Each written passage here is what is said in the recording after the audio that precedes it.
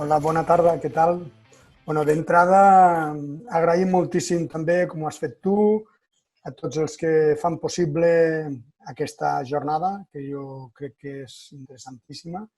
I bueno, també pues, agrair-te tu el poder estar junts, que evidentment aquesta és una situació molt agradable, a diferència que la que vam viure fa uns mesos.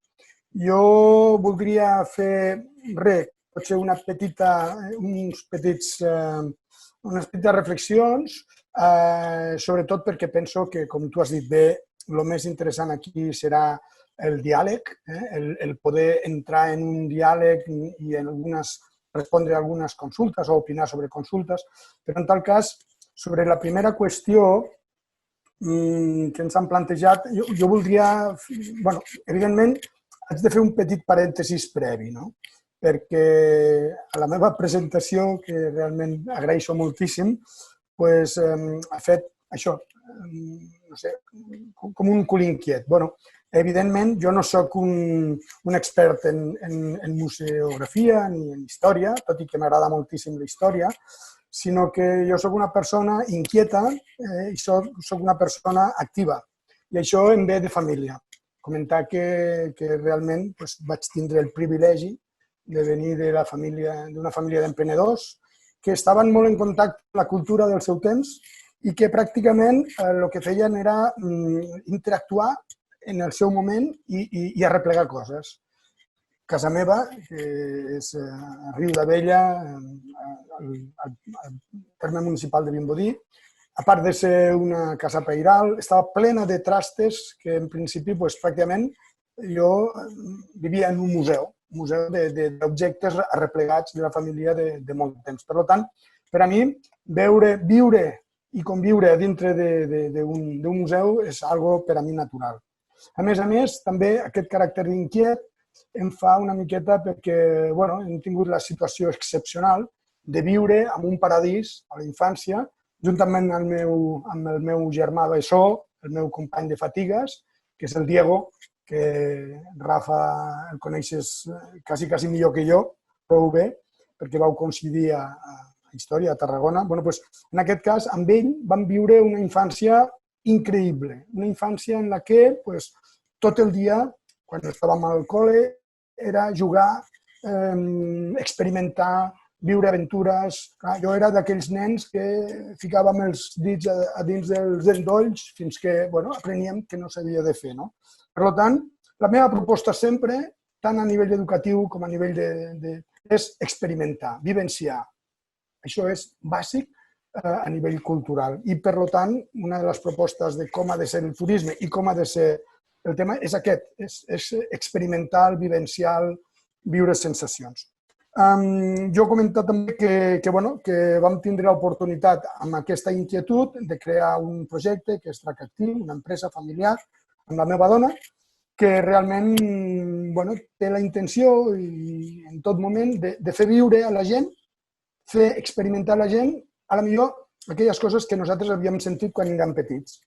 Anar per la muntanya, muntar en bicicleta, experimentar l'equilibri, experimentar el pujar per les parets, el veure coses, el conèixer animals, el conèixer plantes, el anar a veure les abelles. Quan era petit, me vaig ficar un sac i vam anar a veure les abelles. Llavors, això forma part també de la meva percepció, de que jo crec que els museus haurien de contribuir exactament en aquest tema. Evidentment, i tal com has dit, Rafa, vosaltres sabreu molt més que jo, que nosaltres, la història dels museus. I completar el que havia comentat el Rafa, de dir que els orígens eren col·leccions. Els orígens dels museus el que feien era arreplegar peces, salvaguardar-les de la seva possible o més que possible destrucció o desaparició. I això feia que molts museus eren un arxiu, un magatzem enorme. Recordo el Museu del Caire, que era a Egipte, que era com un gran magatzem. En aquest cas, se passa a el que és l'exposició d'aquests elements interpretats i estudiats, i sobretot el pas gran, que jo crec que va ser també ara a final del segle XX, era aquest caràcter, canviar, fer el pas al caràcter del museu interactiu. d'interactuar, ja de provar, d'experimentar, de vivenciar, que el nen pugui estar allà tocant, i el nen i l'adult, perquè nosaltres continuem tenint molt dels nens a dintre, o hauríem de tindre, vaja. I en aquest cas, el Museu de la Ciència, aquest tema de dir, ostres, anem a experimentar, anem a fer coses que ens portem a casa coneixements. Bueno, i ho diré potser al final, i una de les reflexions és que els museus han de tindre el repte de donar el pas no només cap a la interacció, sinó cap a la integració. Jo, per a mi, els museus han d'estar integrats absolutament, plenament a la societat, al caràcter social, al tema a la gent, al concepte econòmic, i per tant han d'estar presents, són factors claus en el turisme, en l'educació i en la divulgació de la gent. La divulgació. Clar, aquí jo penso que aquí hi ha dos elements claus, amb aquesta integració i divulgació hi ha dos elements claus, i és que la primera és que s'han d'oferir elements, continguts significatius per la persona que ho visita, perquè si no, com diu bé el Rafa, serà un visitant col·leccionista d'entrades. Mira, ja tinc l'entrada per veure la Gioconda, o ja he vist el Museu del Louvre, o ja he vist el... No, la gent ha de vindre aquí per portar-se coses a casa i els continguts els han de ser significatius, han d'aprendre coses d'ells. I dos, clar, el repte més gran és que amb aquest caràcter divulgatiu no se pot caure en elements de banalització del contingut. O sigui, sí que ha d'haver una divulgació, però no una banalització. Ha de tindre un rigor, ha de tindre un element científic, que això no se pot perdre. Llavors, com encarar el futur? Realment hauríem d'encarar el futur, i aquí faig un altre parèntesis, aprenent del passat i sobretot tenint molt en compte el nostre present. Veient aquest passat, jo no puc més que recordar que nosaltres, tots nosaltres, som protagonistes d'un moment excepcional. Un moment o moments excepcionals. Evidentment, la pandèmia del coronavirus i, evidentment, el canvi climàtic. Són dos elements que ens fan sí o sí tindre un element de canvi de paradigma. Tenim que canviar el paradigma, tal com diu el Rafa.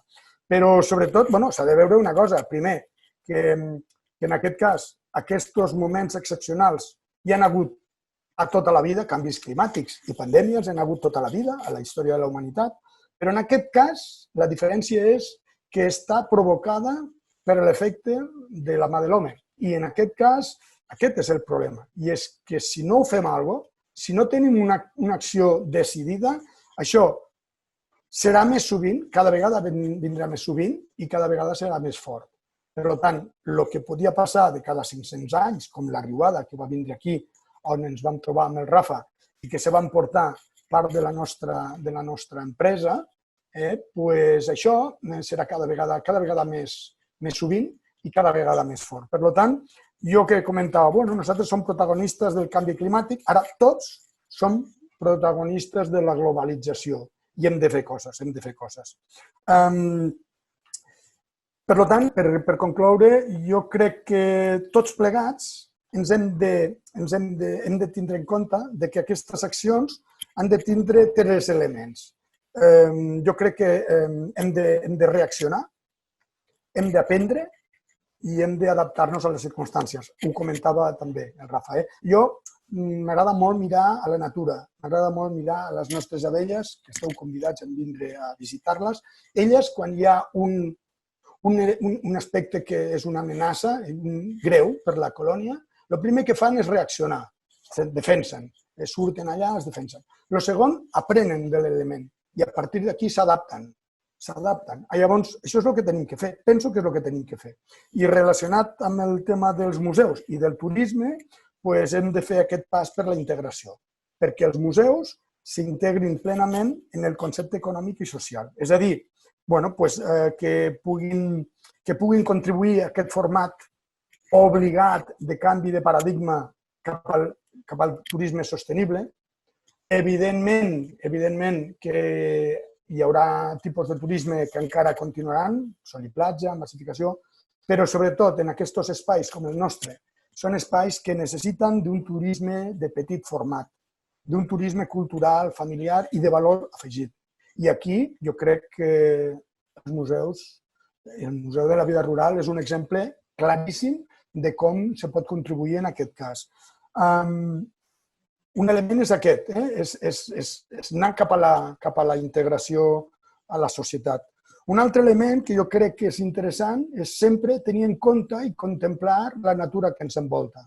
La natura, el patrimoni i la gent, però sobretot estar de cara a la natura. Jo comento que fins ara el poble, el nostre poble, l'Espluga de Francolí, potser, i a tants pobles, miràvem, o sigui, estàvem d'esquenes al riu, estàvem d'esquenes. Ha baixat la riuada i ara ens obliga a mirar cap al riu, a aprofitar aquesta oportunitat de que tot el paisatge ha canviat per poder treure un aprenentatge i conviure amb el riu i amb la seva naturalesa i com serà a partir d'ara. Per tant, jo crec que hem de contemplar aquest valor de la natura a dins d'un valor propi del nostre patrimoni.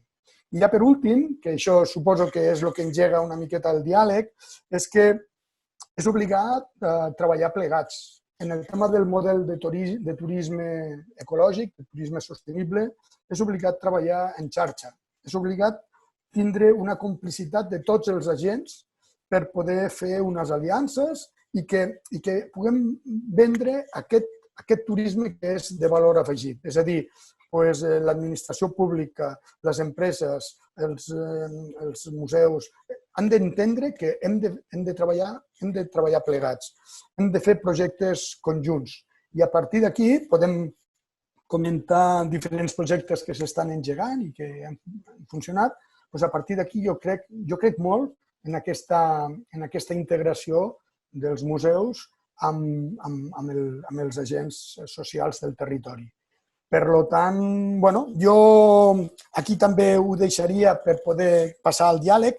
Només fer un petit comentari, i és que el Rafael ha comentat que potser hauríem de moure menys. Jo crec que, evidentment, si això comporta el desplaçament amb mitjans tecnològics, sí. Però jo crec que ens hauríem de moure més. Això ho ha ficat ara el confinament. Nosaltres ens hem de moure més, hem de caminar més, hem de donar valor a lo que és caminar, a la interpretació del patrimoni, de l'espai, del paisatge, i això és un valor de primer nivell. Si nosaltres no valorem el que és caminar i no valorem el que és el paisatge, difícilment podrem donar aquest caràcter de valor que pot tindre. Per tant, ens hem de moure molt més.